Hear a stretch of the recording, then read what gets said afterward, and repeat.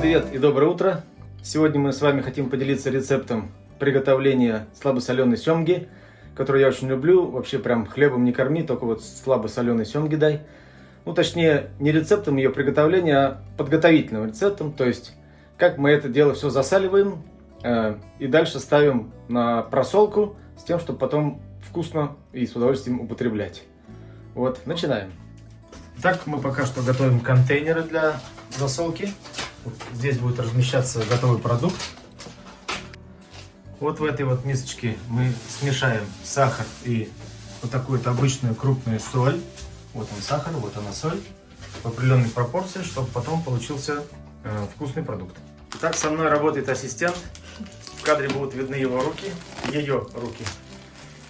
Открываем вот эту вот свежекупленную семгу, из которой будет потом получаться слабосоленый продукт. Здесь у нас килограмм 250 грамм. Вот это здоровенный кусочек. Сейчас мы ее сполоснем, а потом будем пинцетом вынимать из нее косточки. Убегает, убегает, убегает. Просто проточной водой споласкиваем. Отлично. Вот такой вот получился вот маленький кусочек семги. Пошел процесс вытаскивания пинцетом косточек. Раз. Косточки сюда. Отлично, отлично получается. Вот этот пинцет мы заказали на сайте мерча Василия Емельяненко. Вы знаете, такой канал есть в Ютубе классный. Повар Василий Емельяненко. Очень рекомендуем. Щипчики такие не острые, вот соскакивают, но зато они надежно вытаскивают косточки. Такие вот дела. Столько костей удалось вытащить, не так уж много. Все, теперь рыба лежит без косточек. Ожидает, так сказать, своей участи быть нарезанной. Промакиваем салфеточками оставшуюся влагу. Итак, нарезаем примерно вот такими вот кусочками. Шириной сколько? Тоже не могу сказать. Сколько? Шириной 7-10 сантиметров, я бы сказал. Да, ну вот такие, как в магазине, видели, продаются. Вот такие вот куски должны получиться красивые. Нож надо бы поострее, да? Я так понял. Угу. Камень в мой огород. Скоро запишем ролик про наточку ножей. Таким образом мы нарезаем, нарезаем, нарезаем, продолжаем нарезать. Итак, вот нарезано много слоев, много кусков. Переходим к непосредственно засаливанию. Самое важное это пропорции. Сколько сахара и сколько соли класть для того, чтобы получилось вкусно, не пересолено, нежно, красиво и здорово. Пробовала разные варианты. Самый оптимальный на наш с тобой вкус получается, когда сахар без соли, без... Сахар без горки. Без горки. Столовая ложка сахара без горки. А это с горкой. Столовая ложка соли с горкой. И вот так на этот объем, я думаю, 6 ложек. Но может я ошибаюсь. 6 ложек сахара без горки.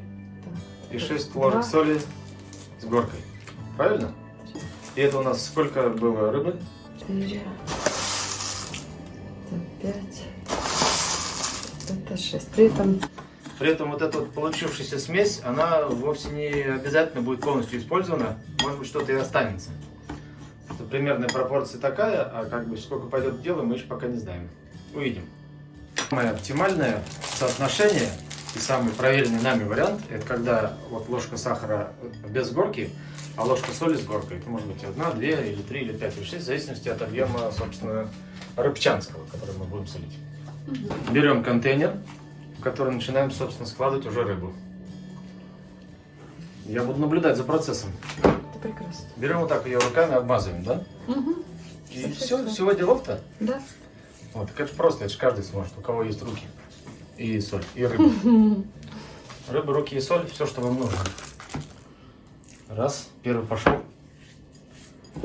Второй пошел. И видишь, как я много, я вообще прям слой хороший. Прям слой хороший надо, чтобы получался. Так. Все начинает впитываться уже. Скажите, а вот сколько она должна лежать в таком состоянии в холодильнике? Она вначале должна полежать просто при комнатной температуре 3 часа здесь, в кухне, на столе. 3 часа при комнатной температуре. Она после этого даст сок. Так. Салфетками убираешь лишний сок и только после этого ставишь в холодильник. Так, она даст сок через 3 часа, убираем салфетками лишний сок. И после этого только ставим в холодильник. А в холодильнике сколько? Ровно сутки отсчитываем, 24 часа. От того времени, как поставили в холодильник. Ровно сутки отсчитываем, и после этого можно будет есть уже. Да. А потом, когда она лежит дальше, что с ней происходит? Она как раз просаливается в таком прохладном режиме. То есть она становится чуть более соленой с каждым днем. Да. Поэтому можно ее очень длительно, так сказать, держать и постепенно подъедать. Мне другой контейнер, пожалуйста. Другой контейнер. Следующий берем. Следующий контейнер пошел. Ну что же, в принципе, довольно-таки понятно, мне кажется. Таким образом, продолжаем обмазывать все куски. Так. То есть, вот, судя по тому, сколько остается у нас смеси, можно было 4 или 5 или даже 4 ложек сахарной соли и хватило бы. И что самое интересное, обратите внимание, что мы не кладем никаких специй. Некоторые любят класть всякие там травы, еще то. Это как бы не запрещено. Но мы вот проверили, нам вкуснее без всяких специй, просто вот так вот чистый продукт. Итак, вот наши контейнеры, которые содержат приготовленную рыбу. Она будет 3 часа стоять. Потом мы это переставим в холодильник. Вот рыба лежит и ждет своего часа. Так она будет лежать 3 часа. Итак, вот мы видим, что рыба дала влагу. Вот она, влага видна в большом количестве.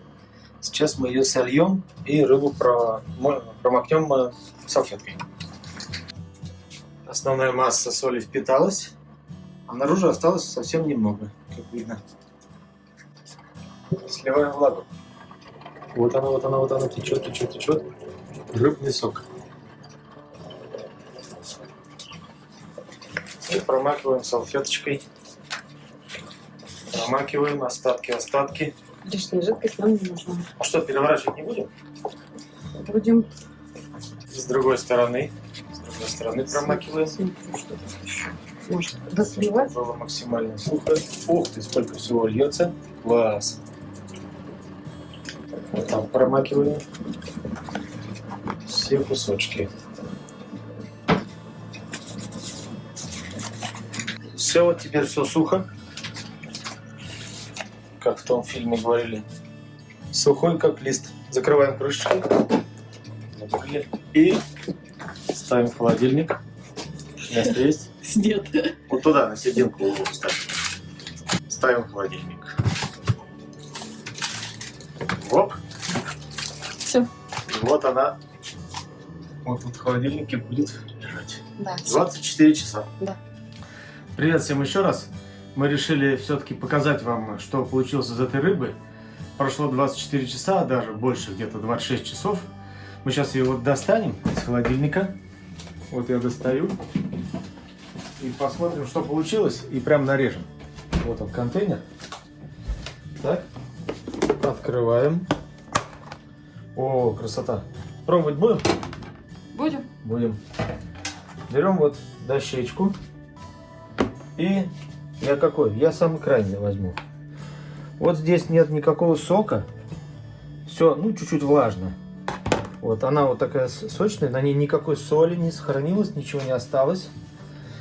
Я возьму сейчас нож. Такой вот. О, какой. Я вот люблю кожу отрезать. Так вот. Сейчас мы ее отделим. Так вот, нужен, конечно, лучше, конечно, рыбный нож такой бывает. Но я вот этим справлюсь. Оп. Так, кожа отдельно. Сюда. И вот мы нарежем ее кусочками, как положено. Режется мягко, хорошо. Вот. Класс. Надо лимончик запастись, чтобы семгу, так сказать, резать и поливать ее лимончиком. Сейчас я еще один отрежу, чтобы фото можно сделать было, красивое фото. Косточек нету, не чувствуется, по крайней мере. Вот такая вот у нас семга получилась, слабосоленая. Ну что, пробовать будем? Пробовать будем. Я вот беру кусочек Вот он кусочек.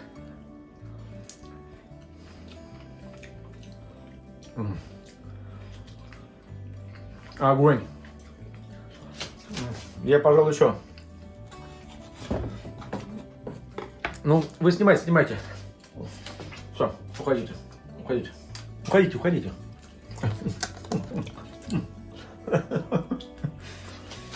Огонь. Вообще. Сбалансированный вкус. Не пересоленный. Класс. Все. На этом все. Таким вот интересным и самым обычным способом мы засаливаем рыбу. Если вам понравилось, как мы это делали, ставьте лайк, подписывайтесь на канал. Расскажите, как вы засаливаете рыбу. Может быть, вы какие-то пряности интересные применяете. Может быть, рецепт засолки или пропорции какие-то другие. Был рад, что вы смотрели мое видео. До встречи. Всего доброго.